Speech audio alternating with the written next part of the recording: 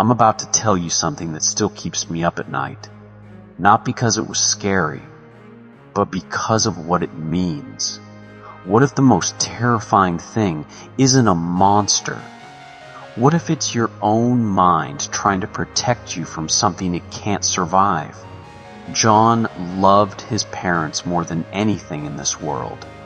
And that love, that pure, real love, is exactly what almost destroyed him. Alright, y'all, sit down for this one. No jump scares, no demons. Just a story about a boy from Dallas, Texas, 17 years old, honor roll student, good kid. Name was John.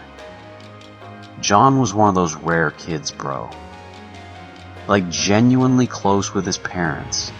Not the, yeah, they're cool type. I mean, the kid would text his mom memes, would watch football with his dad on Friday nights. They were tight. Tight. Tight. So when things started feeling off, John noticed immediately. It started small. His mom stopped making eye contact at breakfast. His dad stopped asking about school.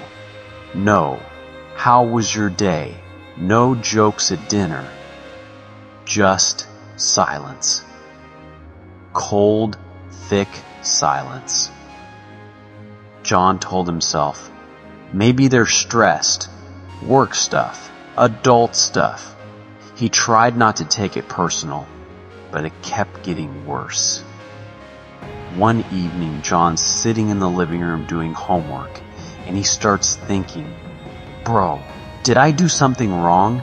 Did they find out I borrowed like $2 from the counter without asking? Is that what this is? Because when you're a good kid and your parents suddenly go cold, your mind goes to the worst places.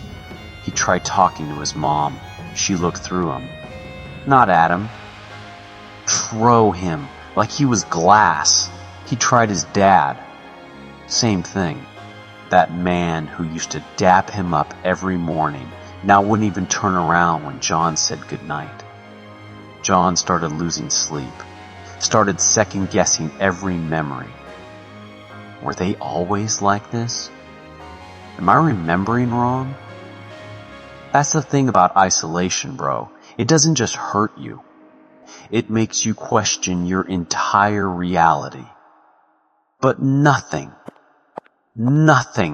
could have prepared him for what he heard next. John comes home from school one Tuesday. Normal day. Backpack on, earbuds in. He's walking toward the kitchen when he hears it. His parents, behind their bedroom door, talking. He almost kept walking. But something made him stop. He leaned in, and he heard his mother's voice, low, flat, cold as ice. Say, we should just get rid of him. And his dad replied, yeah, it's time. John's backpack hit the floor. His legs stopped working. Get rid of him. Get. R-I-D-R. Off. Him.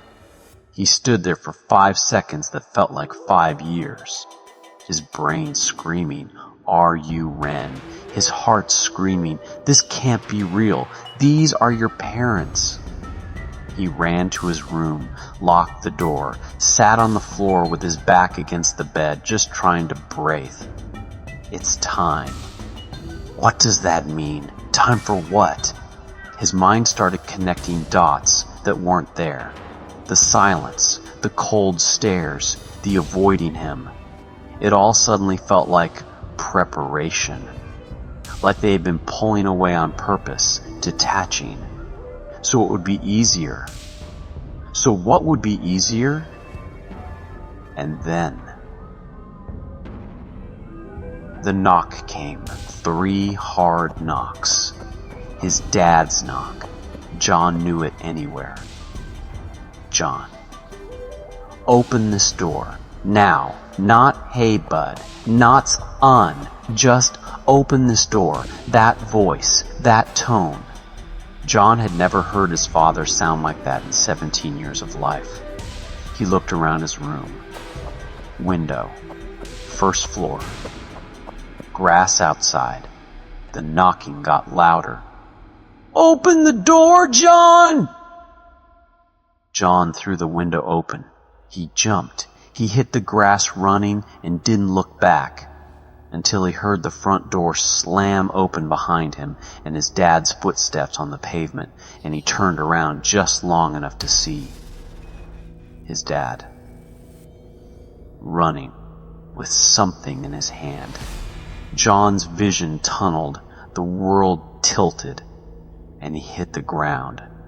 When John opened his eyes, he was in a hospital. White ceiling, beeping machines, a nurse writing something on a clipboard.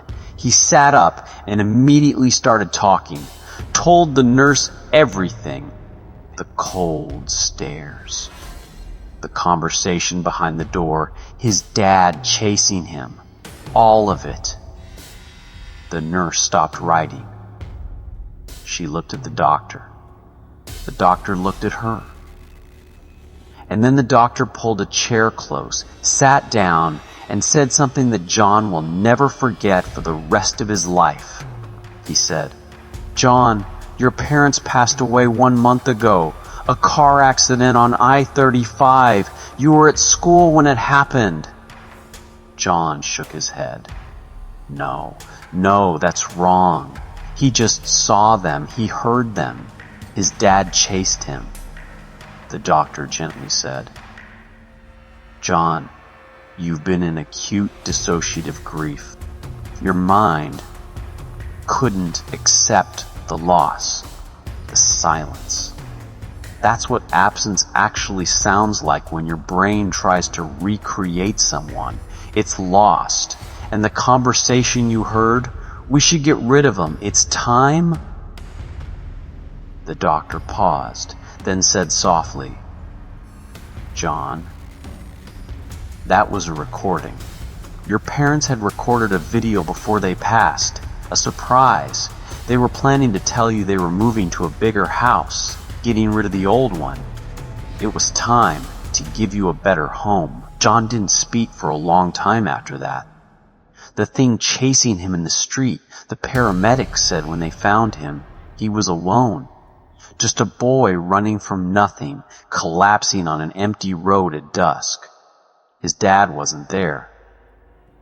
His dad had been gone for 31 days. But here's the part that gets me every single time I think about this story. John said later, the version his mind invented just to keep them present, he said, "At least they were still there. At least I could still hear them breathe." And I think about that a lot, bro.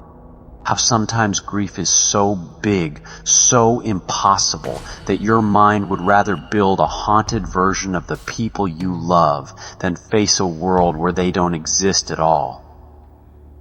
So the next time your parents call you for no reason, pick up. The next time they say, "I love you," out of nowhere, say it back. Don't wait for the version of them your mind has to build from memory. You still have the real ones. Don't waste that.